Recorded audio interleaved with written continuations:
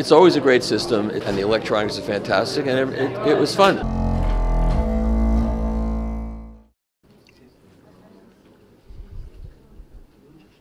I think this is the third time that I've done this, but it's really so much fun because I love playing records for people. I mean, I used to be a disc jockey, and that was the most fun.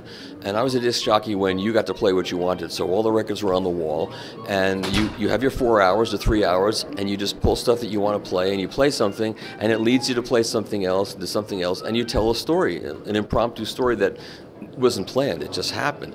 So I brought a whole bunch of records, but which order I'd play them in, I don't know, I don't prepare it, I just bring them and then just get to feel the vibe of what's going on. And then you look at the audience and see, if it's rock and roll and they don't like rock and roll, and you ask them, show of hands who wants more rock and roll. If no hands go up, you switch to the jazz. And if all the hands go up for rock and roll, you keep playing the rock. And that's what happened today. We played all hard rock records at a good volume, and everybody had a good time. And if they're having a good time, I'm having a good time. And then I tell them stories about the records and about things that happened. Like I played the Elvis Costello song "I'm Your Toy," and it came out in '82. It's a very sad song, and he's talking about his girlfriend who left him, and my girlfriend had just left me when that came out. And so I played that song every night when I got home, wallowing in my misery every night. And every time I play it at events, like I played it last night someplace, and I was bawling like a baby. It was almost embarrassing, but it wasn't, because it's what happened, So that's what music should do to you. Music should, if it's happy music, it should make you feel happy, and if it's really sad music, it should make you really feel sad.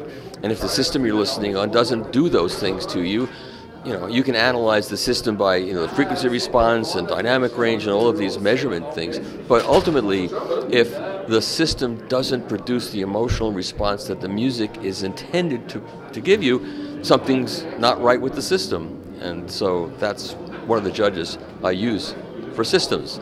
Not the measurements, but how it makes me feel. It's always a great system. It's always has big scale, and the electronics are fantastic, and it was fun. It was just big and fun and good. So one of them I showed was Rufus Reid presents Caelen Cardello, and last year I showed it either as a test pressing or I may have had just a lacquer, and so we released it and we pressed 20,000 copies, and it's almost all sold out, which I'm really happy about and proud about. And the other one is Patrick Leonard's new record called It Comes Down to Mood, and Patrick produced Amused to Death or Roger Waters, and he produced all the early Madonna records, and he produced the last 3 great Leonard Cohen records, and he produced songs from the West Coast for Elton John. That's who he is.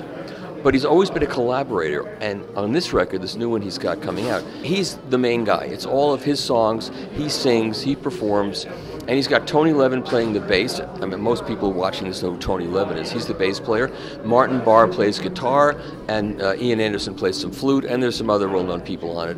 And Kevin Caelen did the mix, and Bob Ludwig did the mastering, and it was cut by Chris Bellman at Bernie Grundman Mastering, and I'm credited for being the vinyl shepherd, because I made sure that the vinyl got put out and sounding really good, and the test pressings were great. And so it's really my honor at this point in my life to be on this record, and the credits go the artist, Patrick Leonard, and then it goes the mixer, Kevin Caelen. Kevin Caelen mixed a lot of U2 albums and a lot of Brian Ferry records, and mastered by Bob Ludwig.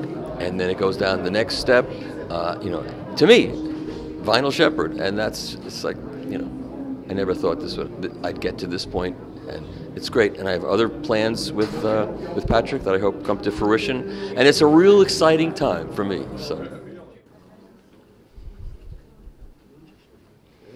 anyway, this was a lot of fun, and I thank Nagra for inviting me for another time. Thanks.